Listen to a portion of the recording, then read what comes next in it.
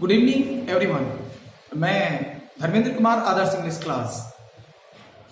जैसा कि हम जानते हैं कि पिछले वीडियो में मैंने बेसिक से बताने की शुरू किया था और उसमें मैंने बेसिक छोटे छोटे ग्रामर के पार्ट्स मैंने बताए, जिसमें आपने देखा होगा कि ABCD यानी मैंने बोर्ड पे क्या लिखा था, ABCDJ, यानी यहां से इंग्लिश शुरू किया था, यानी इससे पहले इंग्लिश होती ही नहीं है। क्योंकि बहुत सारे स्टूडेंट्स ने मुझे कमेंट्स में ये बताया कि सर हम लोग को बिल्कुल बेसिक से बताया जाए, इसीलिए मैंने उन लोगों को ध्यान में रखते हुए मैंने बेसिक से बताने का प्रयास किया। जैसा कि आप पिछले वीडियो में मेरा देख सकते हैं कि वर्ड, फ्रेज, सेंटेंस कैसे लेटर को तोड़ते हैं, तो दो भाग बनते हैं, फ्रेज एंड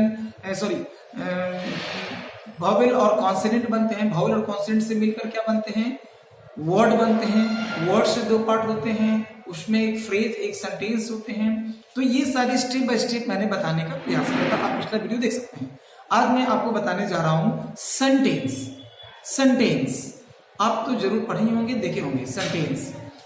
सेंटेंस बनाने के लिए सबसे पहले हमें एक चीज का बात का ध्यान देना होगा कि किसी भी सेंटेंस को पढ़ना हो, बनाना हो, तो आपको सबसे पहले जिस चीज की जरूरत होती है उसकी अध्ययन हमको सबसे पहले करना होगा। जैसे यदि ग्रामर में सेंटेंस पढ़ना है, सेंटेंस, तो उसके लिए सबसे पहले हमें सब्जेक्ट, वर्ब, ऑब्जेक्ट एवं कॉम्प्लीमेंट की जानकारी होनी चाहिए।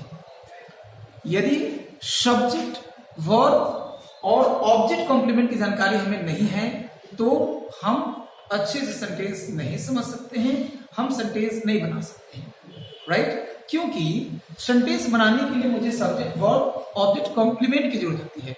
ऑब्जेक्ट और कॉम्प्लीमेंट में क्या अंतर है ये भी हम बात करेंगे, मगर सबसे पहले हम सब्जेक्ट के बारे में बात करेंगे। सब्जेक्ट है क्या?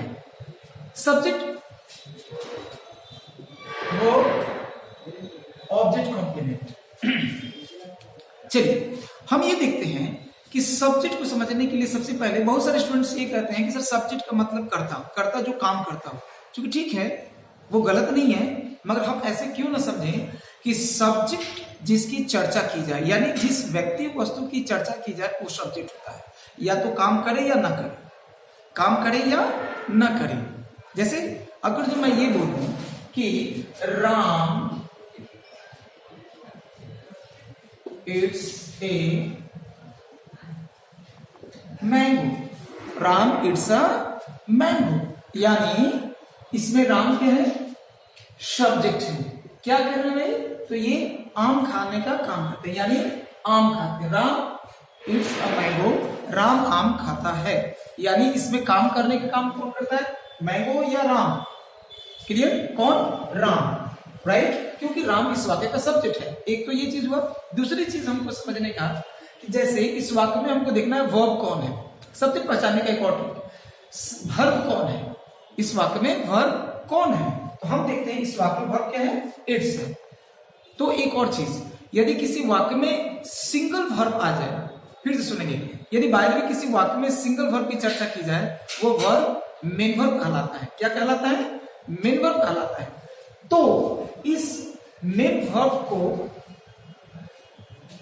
मेन वर्ब इट्स, यानी मेन वर्ब के पहले कभी भी ध्यान रखिएगा, मेन वर्ब के पहले हमेशा सब्जेक्ट को आने का अधिकार होता है। कौन आता है? सब्जेक्ट। और मेन वर्ब के बाद आने का अधिकार किसको होता है?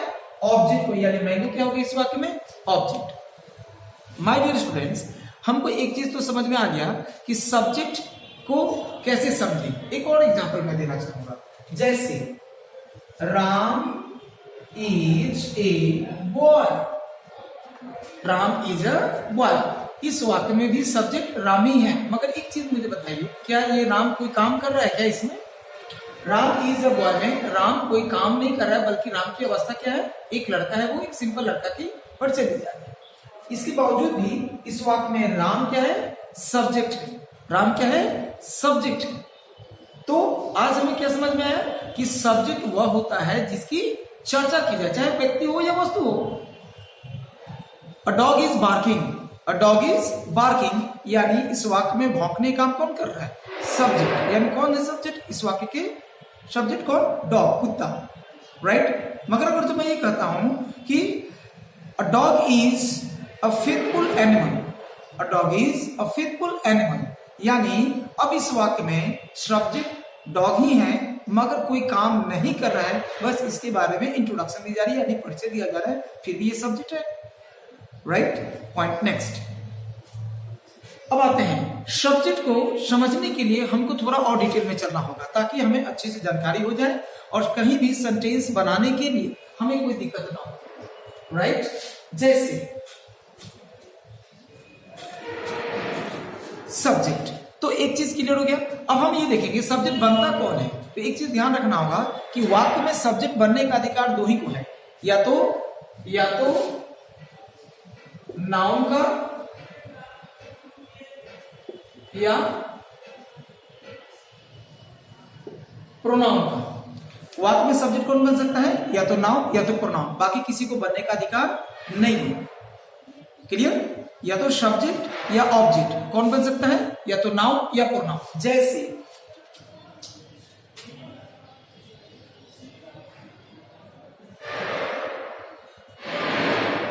राम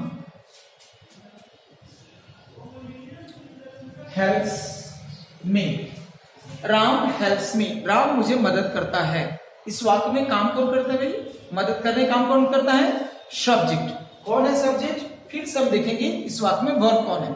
सब्जेक्ट को तोड़ने का प्रयास कीजिए, सेंटेंस को तोड़ेंगे तो हमें बहुत सारी ग्रामर की जानकारियां होंगी, राइट। यानी इस वाक्य में सेंटेंस को तोड़ेंगे तो सबसे पहले तो तोड़ने के लिए मेन वर्ब का पता लगाएंगे, यानी इस वाक्य में मेन वर्ब कौन है, हेल्प्स। और फिर से एक बार मैं रिमाइंड करा दूं, किसी भी वाक्य में, ठीक से समझिए, किसी भी वाक्य में सिंगल वर्ब की चर्चा हो वो वर्ब मेन वर्ब कहलाएगा, वो वर्ब मेन वर्ब कहलाता है। और ग्रामर क्या कहता है, मेन वर्ब से पहले आने का अधिकार किसका है, सब्जेक्ट को है। मेन वर्ब से पहले आने का अधिकार सब्जेक्ट को है, यानी इस वाक्य में सब्जेक्ट कौन हुए, राम। और मेन वर्ब के बाद आने का अधिकार कौन है, ऑब्जेक्ट को है। अब यहां हम देखेंगे सब्जेक्ट कौन है, राम, राइट। हम एक और चीज देखते हैं, अब हम देखते हैं I help Ram, I help Ram, यानी मैं राम की मदद करता हूं, राम की सहायता करता हूं।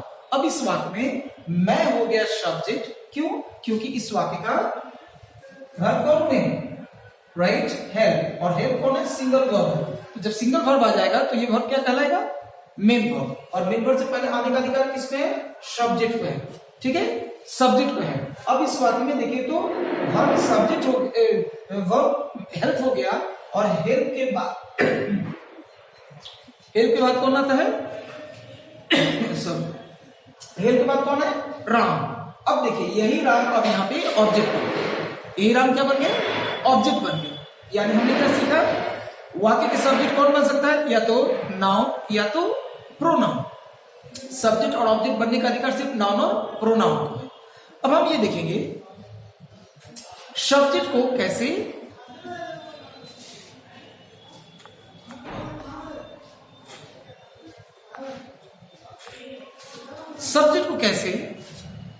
एक्सप्लेन करते हैं ताकि हमको और बढ़िया से समझ में आ जाए, हम बढ़िया से सेंटेंस को बना सके। जितना बढ़िया सब्जेक्ट समझेंगे उतना ही बढ़िया से हमारा सेंटेंस बने।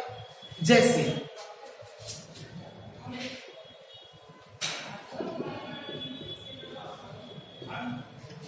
क्लियर, मेरे प्यारे स्टूडेंट्स, मैं आपको बता दूं, जैसा कि मैंने पहले ही बोला था कि हमारा कोई भी वीडियो ज्यादा बड़ा नहीं होगा, हमारा हर वीडियो मात्र 5 से 10 मिनट का रहेगा। मेरा प्रयास ही रहेगा ताकि आपका ज्यादा समय ना लूं, आपको कम समय में ज्यादा से ज्यादा जानकारी दे सकूं। तो आज मैं केवल ये बेसिक चीज बताया हूं। अगले वीडियो में हम आपको बताएंगे कि सब्जेक्ट को कैसे रूट वाइज समझें ताकि हमें कहीं भी कोई दिक्कत ना हो सेंटेंस बनाने में। तो सब्जेक्ट को अभी मैं बोलकर ओरल बता दे रहा हूं, अगले क्लास में हम आपको बताएंगे सब्जेक्ट को स्ट्रक्चर बेस्ड ऑन बनाकर, ताकि आपको कहीं भी लिखने पढ़ने में दिक्कत नहीं हो। जैसा कि हम जानते हैं सब्जेक्ट को यानी 3 भागों में पर्सन के आधार पर बांटा गया। कौन कौन, first person, second person, third person. फिर समझेंगे, सब्जेक्ट को पर्सन के आधार पर 3 भागों में बांटा गया, first person, second person, third person, right. अब हम यहां देखेंगे नंबर के आधार पर सब्जेक्ट को 2 भागों में बांटा गया। कौन, सिंगुलर एवं प्लूरल। फिर समझेंगे, सिंगुलर एवं प्लूरल। सिंगुलर का मतलब होता है एक वचन, प्लूरल का मतलब होता है बहुवचन। यानी दुनिया में कोई भी चीज यदि सिंगल हो यानी अकेला हो उसे सिंगुलर माना जाएगा, और एक से अधिक चाहे 2, 10, 20, 50, 100, 1000 करोड़ कुछ भी हो वो क्या हो जाएंगे, प्लूरल हो जाएंगे। क्लियर है।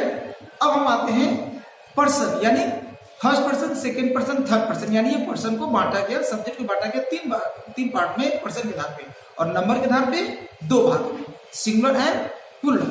Singular and plural. First person कौन कौन होते हैं, मैं अभी केवल ओरल बोल के जल्दी से बता दे रहा हूं। फर्स्ट पर्सन आई और वी होते हैं, सेकेंड पर्सन केवल यू होते हैं, third person singular he see it name, और प्लूरल के रूप में दे होते हैं। आज के लिए इतना ही है। हम अगली क्लास में आपको सब्जेक्ट को और डिटेल में स्ट्रक्चर वाइज बताएंगे, ताकि आपको कहीं भी लिखने पढ़ने में कोई दिक्कत नहीं हो।